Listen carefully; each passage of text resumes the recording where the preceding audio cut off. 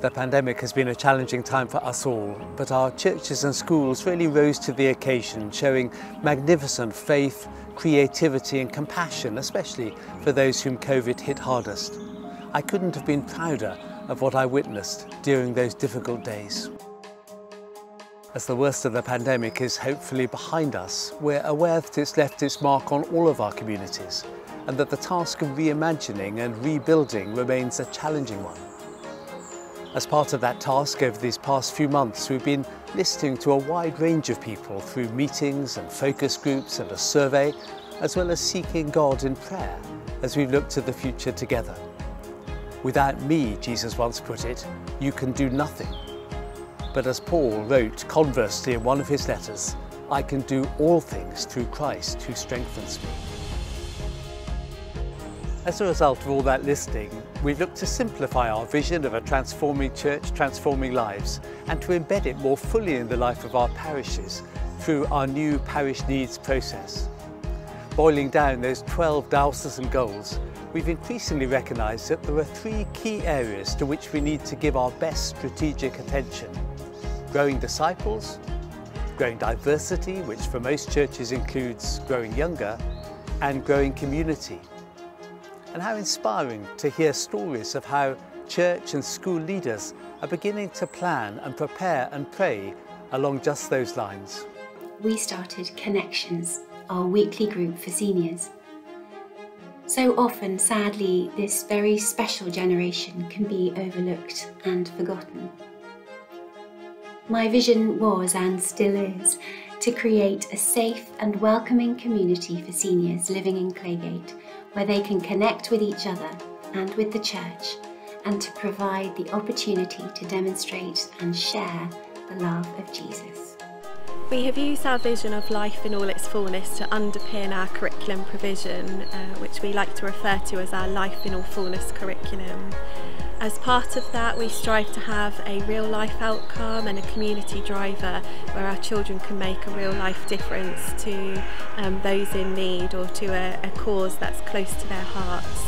We wanted to create a group where families and children could gather and do something together, participate in an activity with a Bible story, with time for prayer and a song, and a time of fellowship and food. A Lego club was born. I have become a member of a young leadership group within our diocese, and we have made lots of progress into getting young people's input into transforming the church.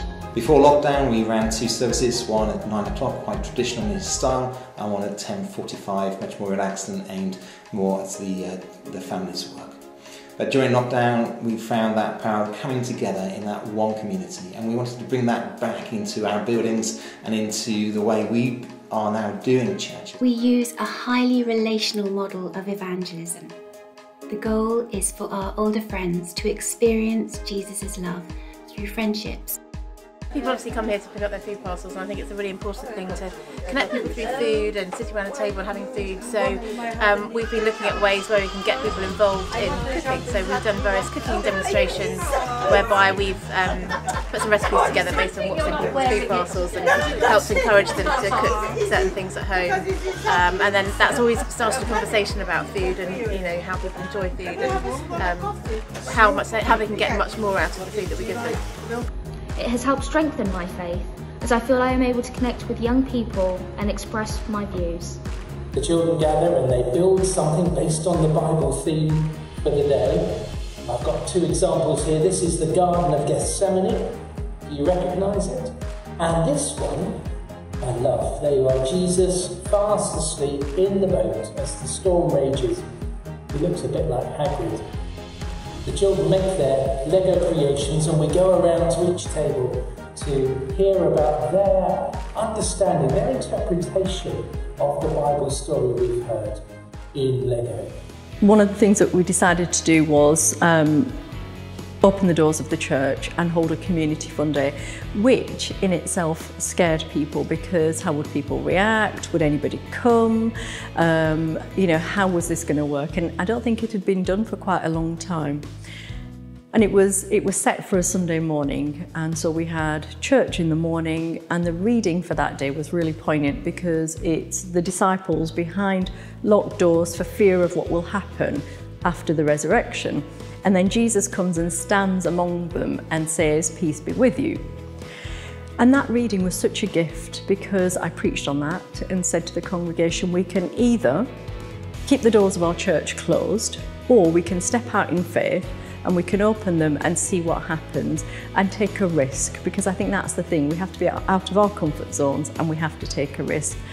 And we had our teas and our coffees and we did open the doors and people came. So when we returned back after lockdowns, we wanted this to reflect in our new culture that fellowship, that one community, whilst maintaining the diversity of our worship. So whether you join us for a coffee, whether you just join us for a chat and a natter, or whether you join us for one of our worship services, we want you to feel that you have come to church, that you have been part of our community.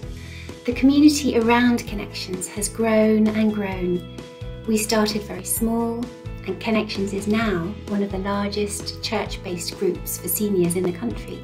So we definitely don't have it all perfected yet and all worked out, but we are really keen and feel really led to just journey together as one welcoming, intergenerational, diverse community that really does church together.